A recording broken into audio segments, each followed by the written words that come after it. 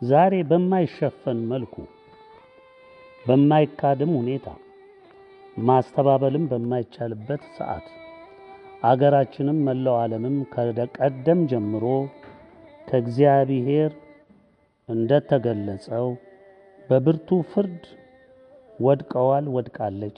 ዓለምም በዚህ ተይዛለች። ቢመከር ቢዘከር ቢወቀስ ቢገሰጽ በፍጹም አልሰማም ያለ ትውልድ አልፎም ተርፎ የእግዚአብሔርን እውነት አጠፋለሁ የሚል በምትኩም የዲያብሎስን ሐሳብና ሕልም የጨለማን ሥራ አዘልቃለሁ ብሎ ከፈጠረው ከእግዚአብሔር ፈቃድ ጋር የሚዋጋ ትውልድ ምድርም በከደነበት ሰዓት ፍጹም የካደ የተበተ ሕዝብ በነገሰበት ወቅት መተተኛ አጋንንት ጎታች ጠንቋይ ባለውቃቢ አስጠንቋይ ጠንቋይም በሁሉም የምድር ገጽታ በሁሉም አገር በሁሉም ያገዛዝ ሥርዓት ውስጥ በሸፈነበት ጊዜ ኮከብ ቆጣሪ ተብታቢ በሰው ሁሉ ሕይወት ውስጥ ሰፍኖ በሚዳኝበት ወቅት እንደ ጥበብም ተቆጥሮ በሚወደስበት ዘመን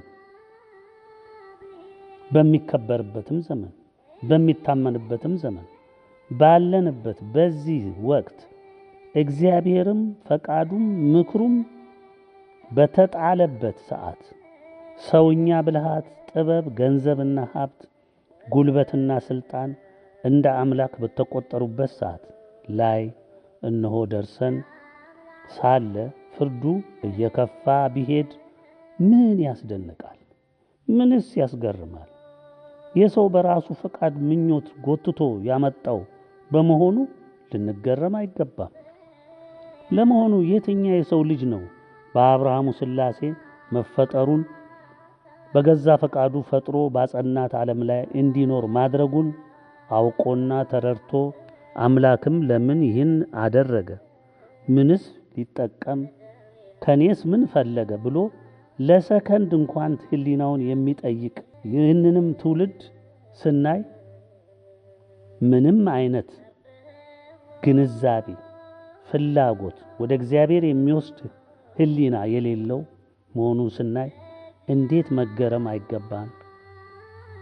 ወገኖቼ ሳምንት ባልሞላ ጊዜ ውስጥ ዓለምን ፍጥረትንም ሰውንም መላእክትንም የብስና ውቅያኖስን ቁጥራቸውና መልካቸው በውል የማይታወቁትን በየብስም በውቅያኖስም የፈጠረን አምላክ ሁሉን ያስገኘን አምላክ ሰማያትን ከዋክብትን ፈጥሮ እንደ ሸማ የዘረጋ አምላክ ጨለማን ብርሃንን ድንበር አድርጎ ሰዓት ወቅት አድርጎ ውደታቸውን ጠብቀው እንዲመላለሱ ያደረገ አምላክ ለክብሩ መድመቅ መወደስና መመስገን ሲል ሰውንም መላው ፍጥረትን የፈጠረ አምላክ ተክዶ ተረስቶ ተንቆ እሱ በፈጠረው ዲያብሎስ የሰው ልጅ ተክቶ ሲያመልክ ስናይ እሱም ፈጣሪያችን ባለቤቱ ሲመለከት ምን እንዲያደርግ ጠብቃችሁ ነበር? ወገኖቼ ፍቅር ምን እንደሆነ ትዕግስት ምን ያህል እንደሆነ እስከ ዛሬ ሺዎች ዘመናትን የተሸከመንን አምላክ በመመልከት መረዳት በተገባን ነበር። ስለ ሰው ልጅ ፍቅሩ ሲል ከክብሩ ወርዶ በፈጠረው ሰው በወደደው ሰው እንደ እባብ ተቀጥቅጦ ተገርፎ ተሰቃይቶ ተሰቅሎ በመስቀል ተቸንክሮ ተወግቶ እንዲሞት ሲደረግ የወደደው ፍጡር የሰው ልጅ ምን ያህል ጨካኝ እንደሆነ በምግባሩ ታይቷል። ታዲያ ይህንን ያህል ፍቅሩን አሳይቶ ሞትን ድል አድርጎ ሲነሳ ገድለኸኛል፣ ቀጥቅተኸኛል፣ ሰቅለኸኛል ሳይል እኔ አምላክህ ነኝ ይህንን ሁሉ ክፉ ሥራ ብትፈጽምም እኔ ስለ በደልህ ስለ ኃጢአትህ ዕዳህን ከፍዬልሃለሁ፣ በእኔ ታመን፣ እኔ ሕይወትም መንገድም ነኝ፣ በእኔ በቀር ወደ ዘላለም ሕይወት አትገባም። እነሆ የጽድቅን መንገድ የሕይወትም ማግኛን መንገድ ዘርግቼልሃለሁ፣ ዳንበት፣ ተጠቀምበት፣ ልጄ ሆነህ ተሰራበት፣ እኔም ሕያው የማደርግህ አባትህ ልሁንልህ ብሎ የፍቅር ጥሪውን አደረገ። የሰው ዘር በሙሉ ይድን ዘንድ ዘር ቀለም ሳይለይ ጾታንም ሳይለይ ለሁሉም የመዳኛውን መንገድ አመለከተ። 2017 ዓመታትን እጁን ዘርግቶ ወደ እቅፉ ለመሳብ እንደጠበቀ ኖረ። ሰው ግን ምን አደረገ? ምንስ መለሰ? አዎን ወገኖቼ፣ ካደ፣ ናቀ፣ አቃለለ፣ ፈቃዱንም ትእዛዙንም ረገጠ። በምትኩ የዲያብሎስን ሥራ የጨለማን ሥራ አነገሰ። ይህ እውነት ዛሬም ያለው ትውልድ ጸንቶ እየኖረበት ያለ አካሄድ ነው። እንግዲህ በዚህ ምክንያት እግዚአብሔር በእኛ በተናቅን ባሮቹ አማካኝነት ለ18 ዓመታት የዘለቀ የመጨረሻ ምክር፣ ተግሳጽ፣ ማስጠንቀቂያ፣ ወቀሳ፣ ቀላል ቅጣት፣ የበረታ ፍርዱን መቆጣቱን እጅግ ሊሰሙ ይገባልና ይህንን እንዲያደምጡ መከረ። ለስሙ ለክብሩ መቅናቱን ሁሉ እንድንገልጽ ሆነ።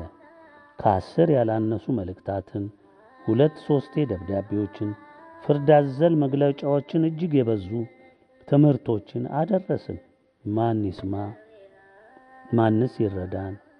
ማንስ ይቀበለን? ማንስ የእግዚአብሔር ድምፅ ነው ብሎ ከቁም ነገር ይቁጠረው? በጣት የሚቆጠር ጥቂት ሰው ብቻ ተሰበሰበ፣ ሰማ። የተቀረው በቢሊዮን የሚቆጠር ትውልድ በክህደቱ፣ በንቀቱ፣ በጥላቻው እንዲያውም የእግዚአብሔርን ሕግን፣ ፈቃድን፣ ትእዛዝን በማፍረሱ ጸና።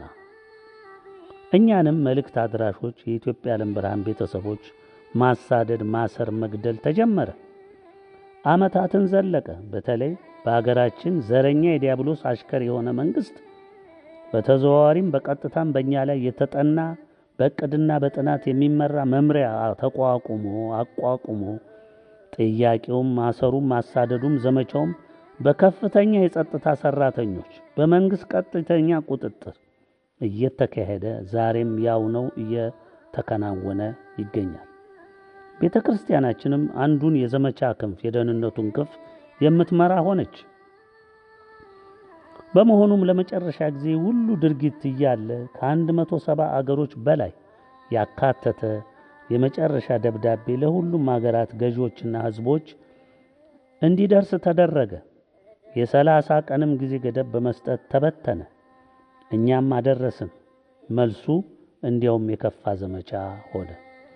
ይህን ሁሉ የተመለከተው እግዚአብሔር በታላቅ ቁጣ በበቀል እጁ ፍጹም በጸናች ፍርዱ የጦር ዕቃውን ለብሶ ሊነሳ ሆነ። ተጀመረም። ዓለም በብርቱ ፍርድ ተያዘች። የእግዚአብሔር ቁጣ ዛሬ ባለው ዘረኛ፣ ፍጹም ከሃዲ፣ ደም አፍሳሽ፣ አመንዛሪ፣ ተብታቢ፣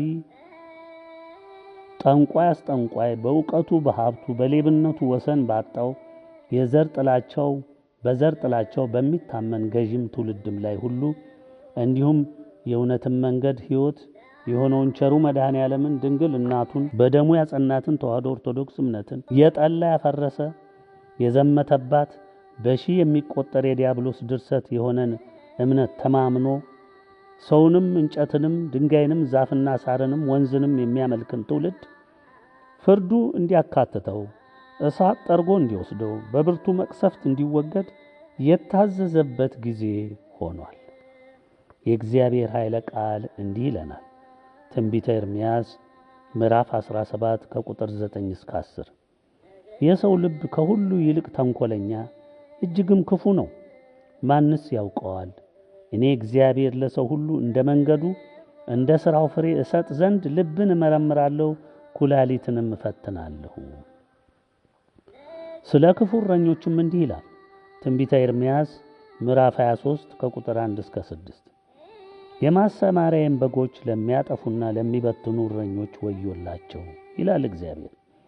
ሕዝቤን ስለሚጠብቁ እረኞች እንዲህ ይላል። በጎችን በትናችኋል፣ አባራችሁማል፣ አልጎበኛችኋቸውም። እነሆ የሥራችሁን ክፋት እጎበኝባችኋለሁ ይላል እግዚአብሔር። የመንጋዬንም ቅሬታ ካባረራችሁበት ምድር ሁሉ ወደ በረታቸው ሰብስቤ እመልሳቸዋለሁ። እነርሱም ያፈራሉ ይበዙማል። የሚጠብቋቸውን እረኞች አስነሳላቸዋለሁ። ዳግመኛም አይፈሩምና አይደነግጡም፣ ከእነርሱም አንድ አይጎድልም ይላል እግዚአብሔር። እነሆ ለዳዊት ጽድቅ ቁጥቋጥ የማስነሳበት ዘመን ይመጣል ይላል እግዚአብሔር። እርሱም እንደ ንጉሥ ይነግሣል፣ ይከናወንለታልም። በምድርም ፍርድና ጽድቅን ያደርጋል። በዘመኑም ይሁዳ ይድናል፣ እስራኤልም ተዘልሎ ይቀመጣል። የሚጠራበትም ስም እግዚአብሔር ጽድቃችን ተብሎ ነው። ከላይ በቃሉ እንደተመለከታችሁት እግዚአብሔር የፈጠነን አምላክ ስለ ሰው ልብ ክፋት፣ ድንዳኔና ተንኮል ምንነቱን የመሰከረበት ቃል ነው። ነገር ግን እንደ ቃሉ ከእግዚአብሔር የሚሰወር የለምና የሰውን ልብ የሚያምነውን የሚሰራውን ይመረምራል፣ ያውቀዋል። ኩላሊትም ያመላለሰውን ያጤሰውን እንዲሁ ይፈትነዋል፣ ያውቀዋል። መላው ትውልድ ይወቀውም አይወቀውም እንደ ልቡ ድንዳኔ ፈጣሪውን እንዳለመስማቱ፣ እንደ ትዕቢቱ፣ እንደ ንቀቱ፣ እንደ ክፋቱ፣ እንደ ክህደቱ፣ እንደ ዘረኝነቱ፣ እንደ ጨካኝነቱና እንደ አመንዛሪነቱ፣ እንደ ጥላቻና ደም አፍሳሽነቱ፣ በጥቅሉ እንደ ልቡ ድንዳኔ እንደ መንገዱ ፍርዱን ይሰጠዋል። ዛሬ በኢትዮጵያ በምድራችን እግዚአብሔር በተከላት በደሙ ባጸናት ተዋህዶ ቤታችን ውስጥ ተሰግስገው የተለያየ የእውነትና እምነት መሸርሸሪያ የጨለማ ሥራን ያነገሱትን ታድሶ፣ ቅባት፣ ጸጋ እያሉ በስውርም በግልጽም የገዢው አካል እጅና እግር ሆነው ምዕመኑን በቤተ ክርስቲያን ልማት ስም ግጠው አስግጠው ምዕመኑን የጨለማ ሥራ ተከታይና አድማቂ እንዲሆን አድርገውታል። ብዙ ምግባራቸው ተገልጿል። ክፋታቸው ተመዝኗል። ቀለዋል፣ ወድቀዋል፣ ጠፍተዋል። ምዕመኑን አጥፍተዋል፣ ለወሬ በትነዋል፣ አስበልተውታል። ወገኖቼ ሺህ ስም ተለጥፎብን በቤተ ክርስቲያን እንዳንቆም ከተደረጉት መሃል እኛ የኢትዮጵያ ዓለም ብርሃን ቤተሰቦች ዋናዎቹ ነን። ወንጀል ብለው በእኛ የለጠፉት ስም መነሻ ምክንያቱ የእምነቱ እረኞችም ምዕመኑም በእግዚአብሔር ፊት ተመዝነው የወደቁበትን ያጠፉትን ወንጀላቸውን በግልጽ እንዲያውቁ እምቢ ቢሉ የሚመጣባቸውን ፍርድ እንደታዘዝነው በመግለጻችን ብቻ ነው። 18 ዓመታትን ሙሉ ተግተን ትእዛዘ እግዚአብሔርን ለአዳም ዘር ሁሉ በማድረሳችን በዋነኛነት ጠላት ተደርገን በምድሪቱ ሁሉ ተሰዳጅ፣ ተገዳይ፣ ታሳሪ ሆነናል።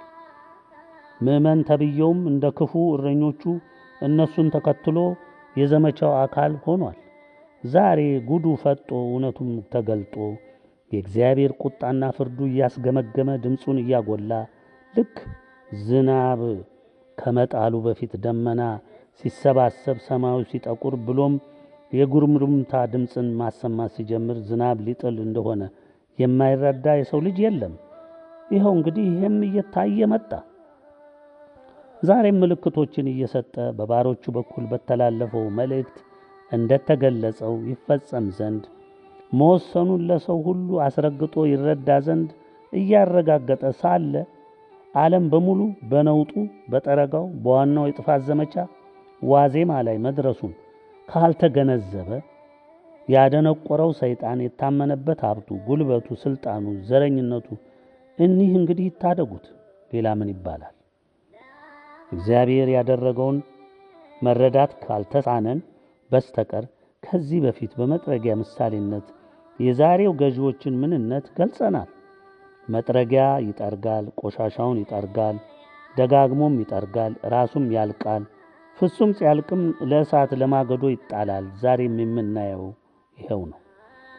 እንደምትመለከቱት የአመፃው አለቃ መጥረጊያው የአገራችን ገዢ በየትኛውም ዓለም ያልታየ መጠነ ሰፊ የሰው ንብረት ሀብቱን፣ መጠለያውን በልማት ስም፣ በመንገድ ስም፣ በሳር ማብቀል ስም እያፈረሰ በመላ አገሪቱ ያሉትን ከተሞች እያፈረሰ መላው ሕዝብ በሜዳ አዳሪ ያደረገ የዘርን ንቅለ ተከላ እያከናወነ ራሱም እንደሚያልቀው መጥረጊያ እያለቀ ሲሄድ እያየነው ነው። ገና ነው።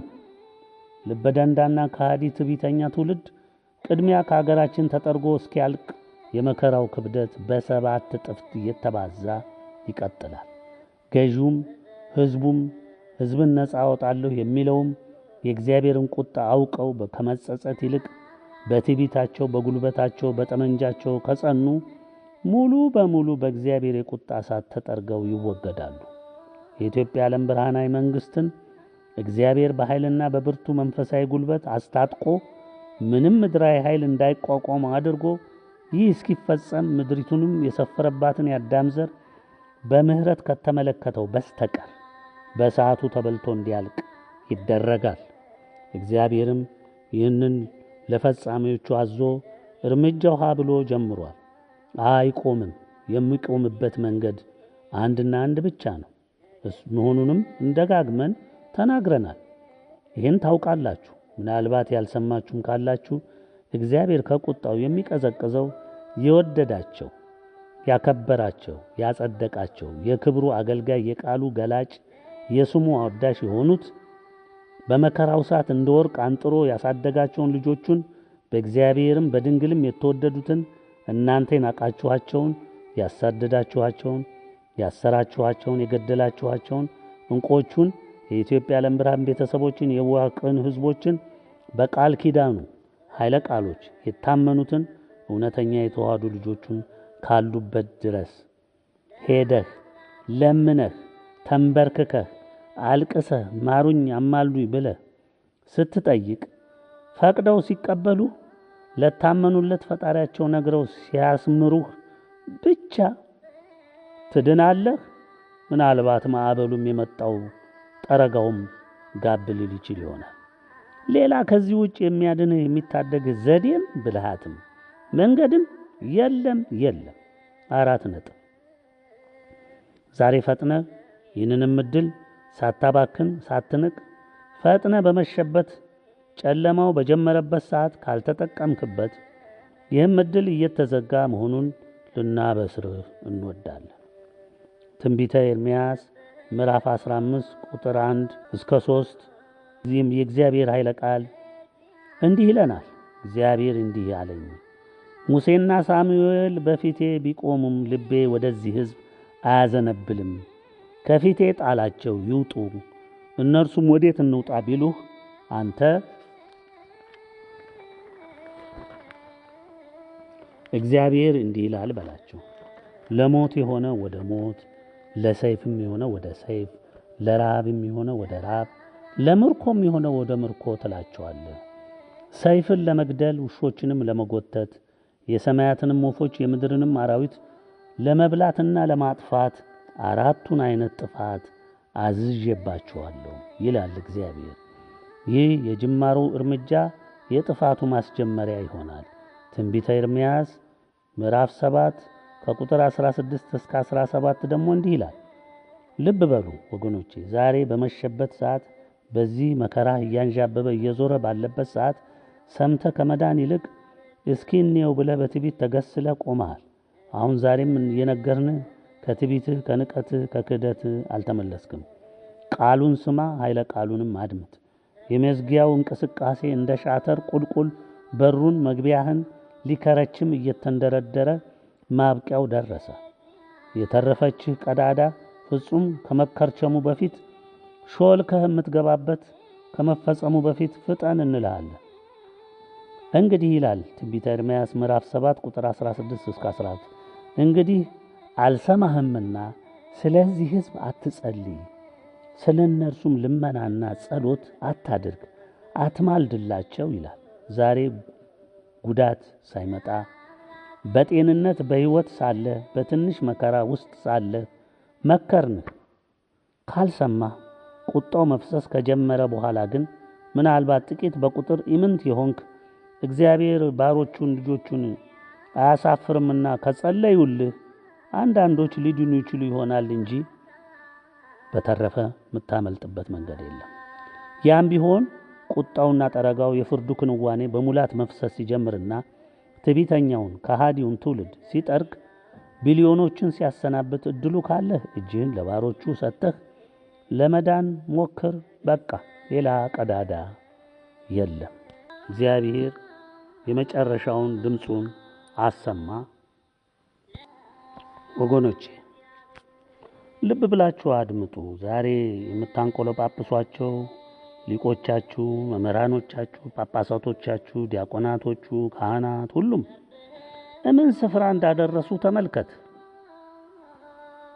በገሃድ ለጥፋት የቆሙ የጨለማ ኃይሎች ገዢዎች ከነምንዝራቸው እንዲሁም የእምነት ጭንብል የለበሱ ከነተከታዮቻቸው በጥቅሉ ሁሉም የዘመኑ ትውልድ ልቡን በንቀት፣ በትዕቢት፣ በክፋት፣ በተንኮለኝነት፣ በጠማማነት፣ ጠብና ክርክር በተሞላ ሕይወት በሀብት፣ በጉልበት፣ በቁሳቁስ እድገትና ብዛት ራሱን አሳብጦ በራሱ መንገድ ሲሄድ ውሎ አድሮ ኖሮም የእግዚአብሔርን ትዕግሥት አንጠፍጥፎ በልቶ ጨርሶ ቁጣውንም በብርቱ ቀስቅሶ የከፋ አደጋን ጠርቶ ክፉ ፍርድ መጥቶበት ሥራውንም ጀምሮ እያየ አሁንም የመጸጸት የመመለስ አንዳችም እንኳን ምልክት እንደማይታይበት ሆኖ እያየነው ነው። በተከታታይ ከእግዚአብሔር ዘንድ የመጣውን ፍርድና ክንዋኔ በፌዝና በንቀት እየተመለከተ በትዕቢቱ እንደጸና አሁንም እያየን ነው። እንግዲህ ወገኖቼ የእግዚአብሔርም የድንግልም ቤተሰቦች የእግዚአብሔር ትዕግሥት ጥንፍፍ ብሎ እንዳለቀ እያየን የፍርድ ክንዋኔውም ከጅመራ ወደ ትግበራ ሲንደረደር እያየን በመሸም ሰዓትም ቢሆን እንኳን ልቡናውን ወደ እውነት የሚመልስ ሊገኝ አልቻለም። እግዚአብሔር መዓቱን በአንዴ ማፍሰስ ያገደው ነገር የለም። ዘግይቶ የተመለከትነውም ባለቀች በደቀቀች ሰዓትም እንኳን የሚጸጸት ቢኖር ተብሎ ነው። ለሁሉም ማብቂያ አለው፣ ድንበር አለው። በመሆኑም ቀጣዩ እርምጃ ምንን ያስከትላል የሚለውን ልብ እንድትሉ ያስፈልጋል። ወገኖቼ ብዙ ዓመታትን በመልእክቱም በመግለጫውም በትምህርቱም በደብዳቤዎቹም ያልተገለጸ ያልተመከረ ነገር የለም። ህዳር 7 2017 ዓ.ም 18 ዓመታትን ጨርሰን ወደ 19ኙ ልንገባ ነው። በዚህ ጊዜ ልጅ እንኳን ተወልዶ አድጎ ጎርምሶ የምናይበት ጊዜ ሁሉ እግዚአብሔር ታግሷል፣ መክሯል፣ ገስጿል፣ ረጅም ትዕግስትን አድርጓል። ሰውን ስለሚወድድ ብዙ የመዳኛ መንገድ፣ የመማለጃ መንገድ፣ የመጸጸጫ አቅጣጫ ሁሉ ከጥንት ጀምሮ ዘርግቶ ለሰው ልጅ ሁሉ እድል ሰጥቷል። ግን እድሉን መጠቀም አልፈቀደም። ናቀ፣ አቃለለ፣ በእግዚአብሔር ላይ አፌዘ። እናቱን ድንግልን፣ የከበሩ ሊቃነ መላእክትን፣ ሰማዕታት አባት እናቶቻችንን፣ ቅዱሳንን ሁሉ በተጋድሏቸው የከበሩትን ቃል ኪዳን የተገባላቸውን ሁሉ በመማለድ በመለመን ከኃጢአት መመለሻን ይቅርታና ምሕረት ማግኛን መንገድ በሰፊው ዘርግቷል። በአንዳቸው ተተግኖ ተማጽኖ መዳን እንደሚቻል ቸሩ መድኃኔዓለም ቃሉን አጽንቷል። ወይም በቀጥታ የአብርሃሙ ሥላሴን በመማፀን በንስሐ በመመለስ መዳን ይቻል ነበር። ግን ይህ ሁሉ መንገድ በሰው ልጅ በዚህ ትውልድ በዚህ ዘመን ትውልድ ተንቆ ተጠልቶ በፍጹም ተቀባይነት አጥቷል። ታዲያ ይህ ሁሉ መንገድ ይህ ሁሉ እድል ተሰጥቶ ሳለ ጊዜም እጅግ አርዝሞ እንዲሁ እድሉ ተችሮን ሳለ በትዕቢት በንቀት በክህደት በራስ ውዳቄ የማያዛልቅ ዕውቀትና ብልሃት ተመስርቶና ታምኖ በመታበይ ድፍረትንና አልሰማም ባይነትን በማጽናት ከቆምን ምን እንደሚከተል መገመት ያዳግታል? አያዳግትም። ከላይ በቃሉ እንደተገለጸው የአብርሃሙ ሥላሴ የረጅም ዘመናት ትዕግስቱን፣ ምሕረቱን፣ ጥበቃውንም ጨርሶ አሟጧል። ላይሰማ ወስኗል። ለዚህ ጠማማና የማይሰማ የማይለማ ትውልድ በፊቴ ቆማችሁ አትማልዱ፣ በቃ አበቃ፣ አልሰማም ካለ መጪው ምን እንደሚሆን በግልጽ ተቀምጧልና የሚያስፈራው ይሄ ነው። ልብ እንበል። ሞት የታዘዘባት ወደ ሞት፣ ሰይፍ የታዘዘበት ወደ ሰይፍ፣ ረሃብ የታዘዘበት ወደ ረሃብ፣ ለምርኮም የሆነ ወደ ምርኮ አለ እግዚአብሔር። እንግዲህ ልንረዳው የሚገባ አለ። ሞት በብዙ መልክና አወሳሰድ ይከሰታል። መቅሰፍቶች ሁሉ መሳሪያዎቹ ናቸው። ጦርነት፣ የእርስ በርስ ግጭት፣ ፍጅት፣ በሽታ፣ አውሬ፣ የመሬት ነውጥ፣ እጅግ ብዙ መሳሪያዎች አሉት። እንደተፈረደበት የሚፈጸሙ ታዛዥ የሞት መልእክተኞችና ፈጻሚዎች እጅግ ብዙ ናቸው። ሰይፍም እንዲሁ ሰው በራሱ የፈጠረው የመጋደያ መንገድ ነው። በተለያዩ ምክንያቶች ይፈጸማል። ረሃብሳ ዛሬ እንደምናየው እጅግ ብዙ ሕዝብ የሚፈጅ ነው። መማረክም በራሱ ብርቱ የከፋ ቅጣት ነው። እድል ፈንታህ በማረከ ሰው ይሁን አውሬ እጅ ነው። መጫወቻ መቀለጃ ሆነ ተሰቃይተው እንደወደደ የሚፈጸምብህ ነው። እንግዲህ ወገኖቼ እኛ የእግዚአብሔርም የድንግልም ቤተሰቦች ከዚህ ሁሉ መጪ ጥፋት ያመለጥነን ቀድመን የእግዚአብሔርን ድምፁን ሰምተን ንስሐ ገብተን ምክሩንም ተጠቅመን በጊዜው ወደ ጉያው ተሰብስበናል። ጥበቃውም ተደርጓል። የሚሸኘው ሁሉ ሲሰናበትና ወደ ሲኦሉ ሲሄድ በስፋትም በብዛትም ከምንገምተው በላይ በሆነ ቁጥር በሞት ሲከደል ልናይ ነው። የታደገንን አምላክ በምልጃዋና በፍቅሯ የረዳችንን ድንግል የተራዱንን ሊቃነ መላእክት ቅዱሳን አባቶቻችንን እናም እናቶቻችንን ሁሉ ልናመሰግን ይገባል። አብዝተንም ልንወዳቸው ፍቅራቸው ግድ ይለናል። መንበርታትም ይገባናል። የሚሆነው ሁሉ እንደ መልእክቱ ይፈጸማል። ዛሬ የሚያሳድዱን፣ የሚያስሩን፣ የሚገሉን ሁሉ ሰዓታቸው ስላበቃ ወዴትም እንዳያመልጡ ተደርጎ ፍርዳቸው ይፈጸምባቸው ዘንድ ዝግጅቱ ሁሉ አልቋል። ማምለጫ መደበቂያ የለም። ምንም ዘዴ የለም። መጪው እውነት ይኸው ነው። ዘገየ ለምንልም አትቸኩሉ፣ በደጃችሁ ደርሷል። በክህደት በንቀት የታለ ምንም የለም፣ የተለመደ ነው፣ የነበረ ችግር ነው የምናየው ለምትሉ የዲያብሎስ ደናቁርት ጠበብት ተብዬ በተለመደ ንቀታችሁ፣ ክህደታችሁ፣ መታበያችሁ አሁን ትርፍህን ማፈስ ትጀምራለህ። ሁሉም ከፊታችሁ ስለሆነ የመከራውን አይነት የሚፈሰውን በርባሪ የእሳት አይነት ታየዋለህ። ከማንም በላይ ስቃይና መከራህ፣ ጩኸትህ፣ የድረሱልኝ አቤቱታ፣ ሞትም እንዲወስድህ መለመንህ በአንተና በቢጤዎች ላይ ሞት መጫወቻ ሲያደርግ ታየዋለህ። ከእንግዲህ መመለሻ የለም፣ ማምለጫ የለም። ፈጻሚዎች ወጥተዋል፣ በፍጥነትም ይደርሱብሃል። ጊዜ የለም። ልጸጸትም ብትል ሰሚም የለም። ጩኸት ከንቱ ነው። እንባህ እንደ ጅረት ቢፈስ የሚራራልህ የለም። ደምህንም ብትዘራው የሚመለከትህም የለም። በተለይ ቅድሚያ ከሀገራችን ኢትዮጵያ ጀምሮ መልአከ ሞት ቀሳፊዎቹ መላእክቶች አገራችንን ሙሉ በሙሉ ሸፍነው በእያንዳንዱ የተፈረደበት ሕይወት ገብተው የሚሽቱን ይፈጽማሉ።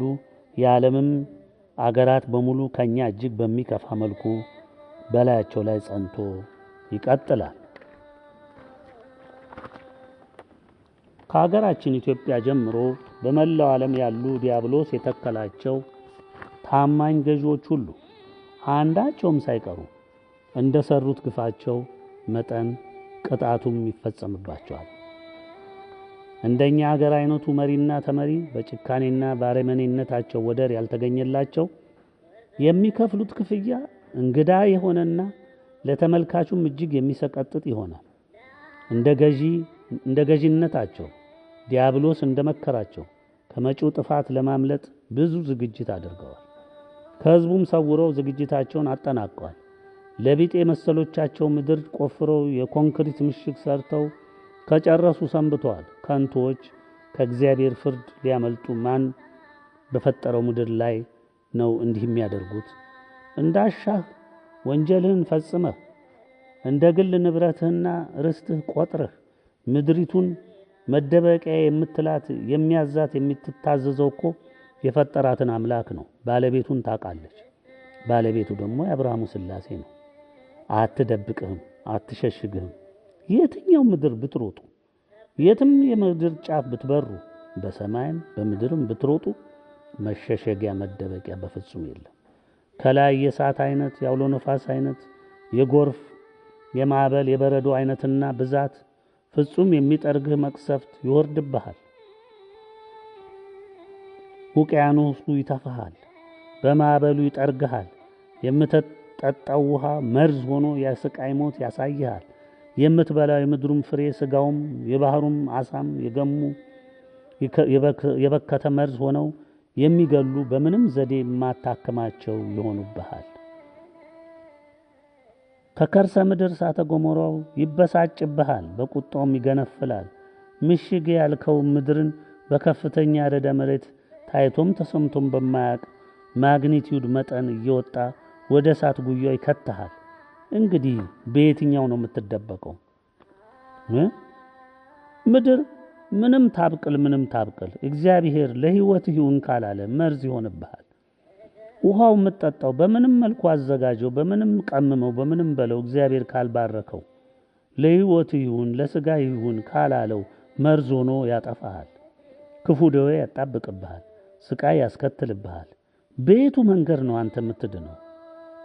ሁሉም እኮ የእግዚአብሔር ገንዘብ ነው። ምድሩ ገንዘቡ ነው፣ ሰማዩ ገንዘቡ ነው፣ አፈሩ ገንዘቡ ነው፣ አትክልቱ ገንዘቡ ነው፣ ምትረግጣት መሬት የገዛ ገንዘቡ ናት። የት ጋር ነው አንተ የምትሸሸገው? እንቅልፍ በራሱ አንተ መጥቶ እንቅልፍ እንድትተኛ የሚያረግህ ራሱ እንቅልፍ የእግዚአብሔር ገንዘብ ነው። የቱ ነው ያንተ ገንዘብ? ስጋህ ራሱ የለበስከው ስጋህ እኮ እሱ ካፈር የተሰራ እሱ ራሱ የሰራው የሱ ገንዘብ ነው። ነፍስህ እኮ እሱ ራሷ የእግዚአብሔር ገንዘብ ናት። አንተ ማን ነህ በእግዚአብሔር ገንዘብ ላይ አዛዥ የምትሆነው? ሁሉም የራሱ ገንዘብ ነው። እንግዲህ ልብ በሉ፣ ማምለጫ የለም። የወጠኑት ዘዴ አይሰራም። የመሸሻ መንገድ የለም። ሁሉም ተዘግቷል፣ ተከርችሟል። እግዚአብሔር አዘዘ። ሁሉም ፍጥረት ሁሉም የሱ ታዛዥ ነው። በቃ አጥፉት ካለ ሁሉም አጥፊህ ነው። የገዛ ስጋህ አጥፊ ነው። የገዛ እጅህ ገዳይህ ነው። የገዛ እግርህ ወደ ሞትህ ነው የሚወስድህ። የገዛ ህሊና በጎ አያስብም፣ መጥፊያን ነው የሚያሰናዳው። በየትኛው ላይ ነው አንተ ከእግዚአብሔር ፈቃድ ወጥተህ የምታዘው? የትኛውም ሀገር ብትሮጥ ምሽግ ወይም ልሸሸግ ብትል የሚብሰው እሳት ይቀበላል። ሰማይ ብትወጣ፣ በአውሮፕላን ብትሰቀል፣ በሮኬት ብትወነጨፍ፣ ከዚያም በታላቅ ቁጣ ያወርድሃል። የትም መሸሸጊያ የለም። የብስም ባህሩም የመሞቻ ስፍራ ናቸው። ልብ በል የሰው ልጅ እግዚአብሔር የወደዳቸው ያጸደቃቸው ያከበራቸው ምልክቱንም ያደረገባቸው የሁሉ ጥፋት ሲፈስ አንዳች ሊነካቸው ቀርቶ አያስደነግጣቸው። ያኔ እነሱ ብቻ ናቸው በነጻነት የሚንቀሳቀሱት። ወደ እነሱ መጠጋት አትችልም፣ በሳት ታጥረዋላ። ማን ነው የሚነካቸው? ማን ነው የሚያስፈራቸው? በዙሪያቸው እኮ ጠባቂ መልአክ አለ። እግዚአብሔር እኮ አጥሯቸዋል። ሁሉን ነገር ሰጥቷቸዋል። በፍቅሩ ነው የሚያያቸው። በበረከት ሞልቷቸዋል። የረፍት ጊዜ ሰጥቷቸዋል። አንተ ስትሰቃይ፣ አንተ ስትጠበስ፣ አንተ ሞት ሲነግስብህ እነሱ ለረፍት ተፈቅዶላቸዋል። በየትኛውም ምድር ቢንቀሳቀሱ፣ በየትኛውም ስፍራ ቢወጡ ቢወርዱ ማንም የሚነካቸው የለም። አጥፊው በእነሱ ላይ ያለው ምልክት የሚረዳ የሚያውቅ ስለሆነ እንዲች ብሎ አጠገባቸው አይደርስም። በመልእክት 9 የሰፈረውን አዋጅ መልሰ መላልሰ ተመልከት። በመልእክት 9 የሰፈረውን አዋጅ አሁንም ደግመን እንነግርሃለን። መልሰ መላልሰ ተመልከት። ያ ተፈጻሚ ይሆናል። ሞት የማይነግስበት ቦታ የለም። ሁሉም ምድር፣ ሰማይ ሁሉ በሞት ዳኝነት ውስጥ ይወድቃል። ምንም ማምለጫ መንገድ የለም። ዛሬ ህዝብን የፈጀህ፣ ያስጨነቅህ፣ ያሳደድህ፣ ቤት ንብረቱን ያጠፋ፣ በዘሩ እየለካ የወንጀልን አይነት የፈጸምክ ገዢ፣ የእሱ መሳሪያ የሆናችሁ ደህንነት፣ ፖሊስ፣ ፌዴራል፣ መከላከያ፣ የመንደር ደንብ፣ በየመንደሩ የተሰገሰጋችሁ ወሬ በመልቀምና በማድረስ እንኖራለን እንጀራ እንበላለን ለምትሉ በመልእክት 5 በመልእክት 8 በመልእክት 9 በመልእክት 10 በዋናነት የተነገሩት የተፈረዱት የእግዚአብሔር ውሳኔዎች ሁሉ ይፈጸሙብሃል። ይህም ብቻ አይደለም። በየትምህርቱ በየደብዳቤዎቹ የተገለጹት በብዙ መግለጫ የሰማሃቸው ፍርዶችና ውሳኔዎች ሁሉ በሙሉ ኃይላቸውና ጉልበታቸው ይወርዱብሃል። ዛሬ እንደ ምልክት ያያሃቸው ጥፋቶች ሁሉ በ7 ጊዜ 7 እንዲሁም እንደገና በ7 ጊዜ 7 ተባስተው 1000 ጊዜ የሚመጥን ጉልበት ኃይል ፈጥረው አለ ከልካይ በእሳት በበረዶ በውሃው በማበሉ በበሽታው በሁሉም መቅሰፍቶች ይጠርጉሃል። በቃ ለዚህ ሁኔታ ዛሬ ደርሰሃል። አታመልጥም። የሚሆነውም ይህ ነው። እግዚአብሔር በቁጣ ተነስቷል ምሏል። አንተን በእሳት ሊከድን ወስኗል። ገዢዎች በምድርም በባህሩና ውቅያኖስም በላይ በሰማይም የሰቀላችሁት፣ በምድርም የምታንቀሳቅሱት፣ በባህርም የምታስቀዝፉት ሁሉም የመግደያ መሳሪያዎቻችሁ ከነሰራዊቶቻችሁ ሁሉም በእሳት ተበልተው ወደ ትቢያነት ይቀየራሉ። ይሄም ተወስኗል። ጦር፣ ጀት፣ ታንክ፣ ሚሳኤል፣ ኒኩለር ሁሉም ምንም የሚፈይዱት የለም። እናንተኑ ሰሪዎቹንና ተጠቃሚዎቹን ይዘው በእሳት ይበላሉ፣ ያልቃሉ። ሰማይ የሰቀላችኋቸው ሳተላይት በሏቸው ምንም በሏቸው ሁሉም ተጠርገው ያልቃሉ።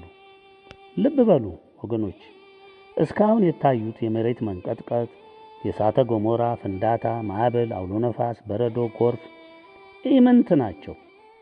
ገና ደግሞ የሰው ልጅ በታሪኩ አይቶትም ሰምቶትም በማያውቅ ጉልበት እጅግ በከፍተኛ መጠንና ኃይል በነጠላም በተጣመርም እንደዚሁ መቅሰፍቶች ይፈሱብሃል፣ ያወድሙሃል። እስካሁን ያየሃቸው ለምልክትነት እንድትጸጸት ወደ አምላክህ እንድትመለስ ተብሎ በመላሽ ቅጣትነት ታዘው የተፈጸሙ ናቸው።